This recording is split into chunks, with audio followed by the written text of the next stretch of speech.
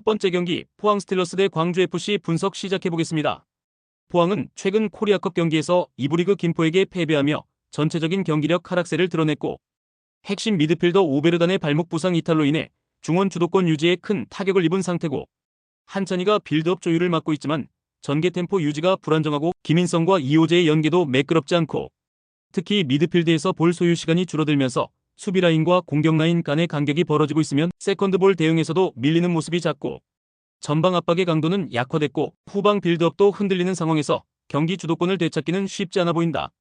광주는 최근 아사니를 중심으로 측면 전개와 중거리 슈팅 중심의 공격 템포를 유지하며 날카로운 전술을 이어가고 있고 아사니는 알바니아 국가대표 출신으로 왼발 인프런트킥 능력이 탁월하며 하프스페이스에서의 컷인 타이밍도 매우 정확하고 최경록은 중원에서 볼 점유율을 높이며 템포를 조절하고 있으며 헤이스는 순간적인 위치 선정으로 골문 앞에서 마무리 능력을 보여주고 있고 광주는 수비 간격도 안정적이며 전방 압박과 후방 리커버리 사이의 밸런스가 잘 맞아 있는 상태고 전체적으로 포항보다 템포 조절, 미드필드 장악, 공격 전개에서 확실한 우위를 점하고 있다. 포항은 핵심 미드필더의 이탈로 중원에서 주도권을 상실했으며 전체적인 팀 전개도 무뎌진 흐름이며 광주는 아산이 중심의 전개에서 날카로운 공격 루트를 형성하며 전술적인 안정감과 피니시 능력 모두에서 우위를 보이고 있고 전체적인 전개 속도와 집중력에서 광주가 승기를 잡을 가능성이 높다. 두 번째 경기 대구FC 대 FC서울 분석 시작해보겠습니다. 대구는 박창현 감독 사임 이후 서동원 감독 대행 체제로 운영되고 있으나 장기화된 사령탑 공백으로 인해 팀 전술 정비와 경기 운영에서 흔들리는 흐름이 지속되고 있고 에드가는 전방에서 제공권과 연계 능력을 갖춘 자원이지만 중원 연결이 원활하지 않아 고립되는 장면이 많고 정치인은 중원에서 수비 가담과 볼 배급을 병행하지만 상대 압박이 강해질 경우 탈압박의 속도와 정확도에 아쉬움을 드러낸다. 특히 세징야의 출전 여부가 불투명하며 설령 출전한다 하더라도 몸 상태 완전치 않다는 점에서 경기 영향력은 기대하기 어렵고 전술적으로든 정신적으로든 불확실성이 짙은 상황에서 경기 주도권을 잡아내기는 쉽지 않은 흐름이다. 서울은 주중 코리아컵 경기에서 조영욱과 강성진이라는 금쪽이 자원들이 나란히 득점을 기록하며 대전 코레일을 상대로 2대1 승리를 거뒀고 이로써 공격진 내 자신감이 회복되었고 조영욱과 강성진 모두 경기력 상승세를 타고 있다는 점에서 큰 의미가 있고 기성용은 서브 명단에 이름을 올리며 복귀 준비를 마쳤고 정승원도 정상 출전이 가능해지며 김기동 감독 입장에서는 오랜만에 100%에 가까운 전력을 가동할 수 있게 됐고 링가드는 최전방에서 공격 전개를 리딩하며 루카스는 측면 돌파와 박스 진입에서 위협적인 무브먼트를 만들어내고 있고 전체적으로 전력 복귀 분위기 반등 공격 다양성이라는 세 요소가 맞물리며 대구 원정에서도 주도적인 경기 운영이 가능하다. 대구는 감독 공백 장기화와 세징야 이탈로 인해 경기 운영의 중심축이 흔들리고 있으면 공격 설계도 제한적이며 서울은 분위기 반등과 전력 복구라는 두 가지 요소를 기반으로 경기 주도권을 쥘 준비를 마쳤고 금쪽이들의 활약도 기대된다. 양팀 전력과 흐름을 고려할 때 이번 경기는 서울의 손끝에서 마무리될 가능성이 높다. 세 번째 경기 안산 그리너스 대 인천 유나이티드 분석 시작해보겠습니다. 안산은 3-4-1-2 포메이션을 기반으로 수비 숫자를 늘려 중앙 압박을 강화하고 있으나 측면 커버 범위가 취약한 구조고 양쪽 윙백 임지민과 박시화가 수비 전환 시 커버 속도가 느려 상대의 빠른 윙 공격에 반복적으로 흔들리는 장면이 연출되고 있고 김우빈과 류승환이 수비 라인과 중원 사이에서 공간을 연결하는 역할을 수행하고 있으나 빌드업 완성도가 낮아 전진 템포가 느린 흐름이며 라파는 제공권과 활동량에 강점을 지녔지만 전방에서의 지원이 부족해 고립되는 장면이 잦고 전체적으로 공수 전환에서 균형이 깨지는 시간이 많고 역습 차단 시 위치 선정의 미숙함이 드러난다. 인천은 코리아컵 직전 경기에서 주요 자원들에게 휴식을 부여하며 철저히 체력을 안배했고 이번 경기 준비에 집중할 수 있었다. 바로우와 제르소는 측면에서 순간 스피드와 공간 침투에 특화된 선수들로 2부 리그 수준에서는 압도적인 기량 차이를 보여주고 있고 무고사는 중앙에서 피지컬과 위치 선정으로 마무리를 책임지고 있으며 이명주는 전개 속도 조율과 탈압박 능력에서 안정감을 제공하고 있고 특히 빠른 역습 시 좌우 윙이 동시에 움직이며 상대 풀백을 끌어내고 박스 근처에서 컷백과 세컨드볼로 마무리하는 패턴이 위협적이며 전반적으로 공수 균형과 체력 운영, 전술 완성도 모두에서 높은 안정감을 보이는 구조다. 안산은 300 전술 특성상 수비 숫자는 많지만 전환 속도가 느려 측면 수비가 자주 붕괴된다. 인천은 제르소와 바로우를 중심으로 빠른 전개와 전방 침투에서 강점을 보여주고 있으며 득점 루트가 다채롭고 수비 불안과 전개 완성도의 차이가 이번 경기의 흐름을 가를 핵심 포인트가 될 것이다. 네 번째 경기 전남 드래곤 대 충북 청주 분석 시작해보겠습니다. 전남은 파이브백을 기반으로 수비 라인을 안정적으로 구축하고 있으며 빠른 전환 플레이에 초점을 맞춘 전형적인 역습형 전술을 운용하고 있고, 임찬울은 중원에서의 패스 전개와 탈압박 능력이 뛰어난 자원으로 빌드업 과정에서 중심축 역할을 하며 침투 타이밍을 정확히 맞춘 킬 패스를 제공한다. 호나는 측면과 하프 스페이스를 활용한 침투 움직임과 속도를 살려 박스 안에서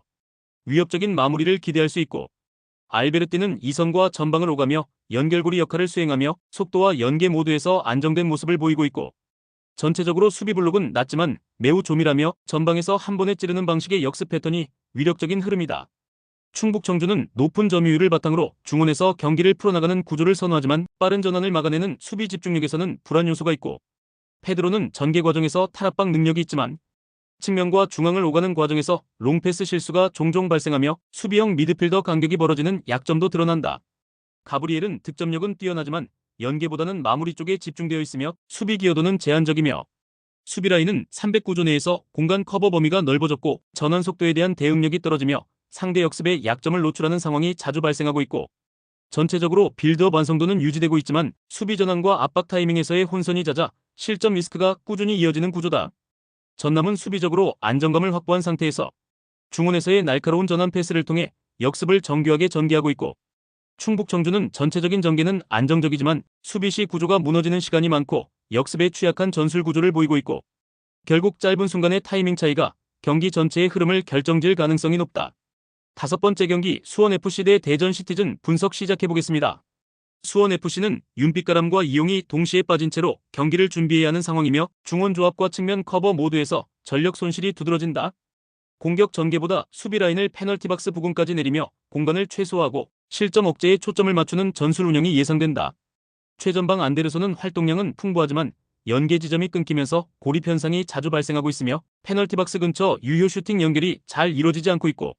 전체적으로 역습 타이밍도 지연되며 경기 내내 리듬감 없는 운영 흐름이 반복되는 양상이며, 현재 팀 분위기와 전력 구성을 고려하면 실리적 대응에 치중할 수밖에 없는 조건이다. 대전은 시즌 초반 돌풍을 일으켰지만 최근 들어 전개 루트가 상대 수비에 완전히 읽히며 고전 중이며,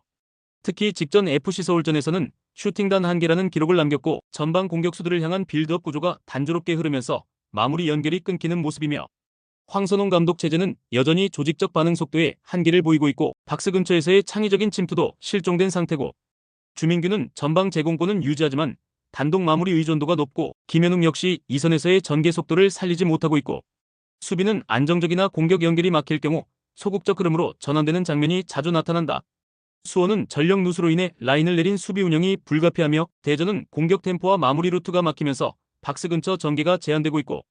경기 전체적으로 두 팀 모두 보수적 운영 흐름이 강하게 작용할 수 있으며 골 결정력보다는 전개 과정에서의 실패가 반복될 공산이 크다. 여섯 번째 경기 김포FC 대 서울이랜드 분석 시작해보겠습니다.